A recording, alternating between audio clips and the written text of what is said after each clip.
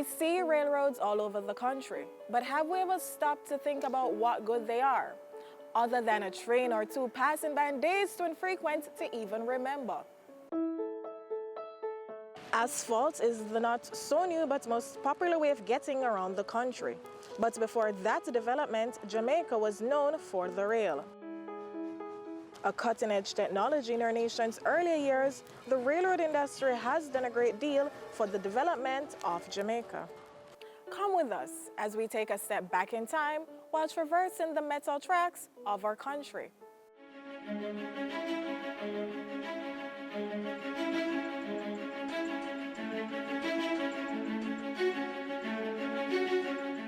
The inaugural run of the railway in Jamaica actually took place on the 21st of November, 1845.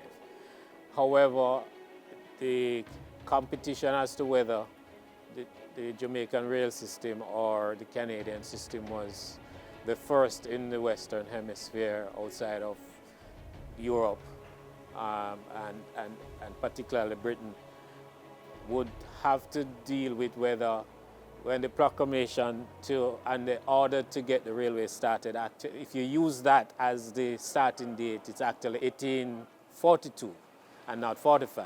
The rail service became necessary in Jamaica after the abolition of slavery in 1838. You needed a replacement in the production cycle of getting sugar cane to the market, and a cheap means of transport was necessary, or became the necessary element as a replacement for cheap labor. And therein lies the rub as to why rail makes sense, not only then but now in Jamaica. Entrenched in the rich dirt soil of the land, the wheels of the railroad industry began to turn, and things were looking hopeful for the nation. One of the fascinating things about rail, and this happened not only for sugar, but for banana, for bauxite, and for passenger service, is that the operating costs for carrying one coach is pretty much the same from a marginal cost standpoint as carrying 100 coaches. So you put together what is called a train consist that gives you an efficiency, bar none, when it comes to land transport in moving people or in moving goods from one point to the next over extended long distance. The economics of that make a lot of sense in cheaper transport costs. So who benefits? The consumer, the user, the commuter, the person who has to take goods from Kingston to Montego Bay, because the more you carry is the less it costs you. That translates to benefiting the final user of a product or a service, because they end up paying less in transport costs, which is a factor into that final price of the goods because of the use of rail service. There is also savings from less accidents. It is a safer means of transport than other land transport means. So it's not only less costly or the most cost-effective land transport, it's also the safest means of land transport. Our history and our record is that we actually is one of the safest railway in the world during our operation.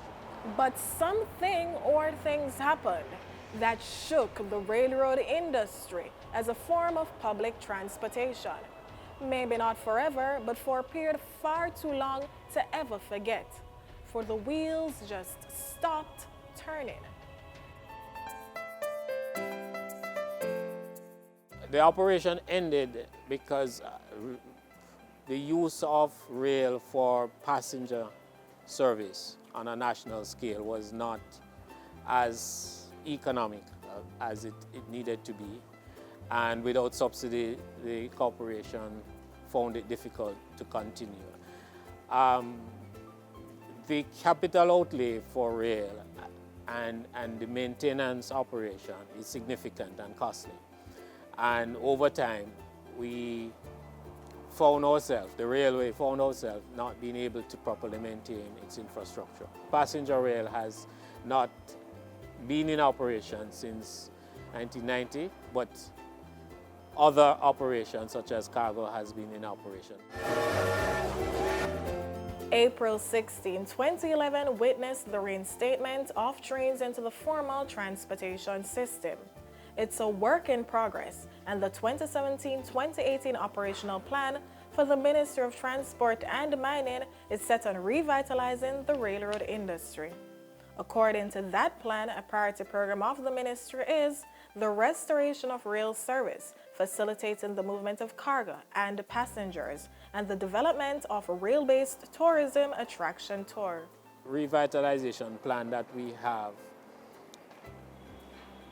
will make significant economic development contribution to Jamaica.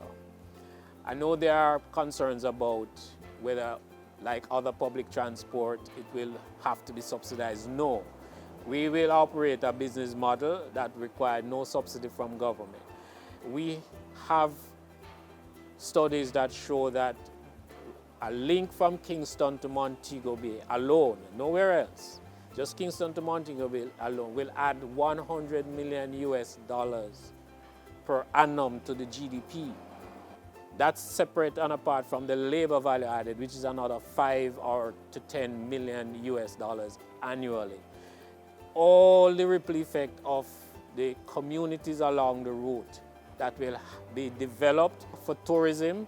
The business case suggests that you make significant financial gains or benefit in those areas. The first revitalized component will be from Montego Bay to Appleton, and that in itself tells you what one of the main attractions is. It also opens up the Wise Fall, the South Coast, and a number of other attractions that are in the interior of the island. We kind of had lost that vision once.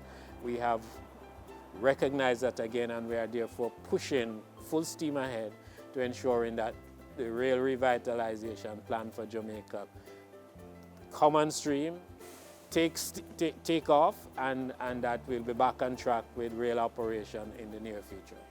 So, if you missed the train the last time around, don't worry, because pretty soon we'll be traveling the metal rails again.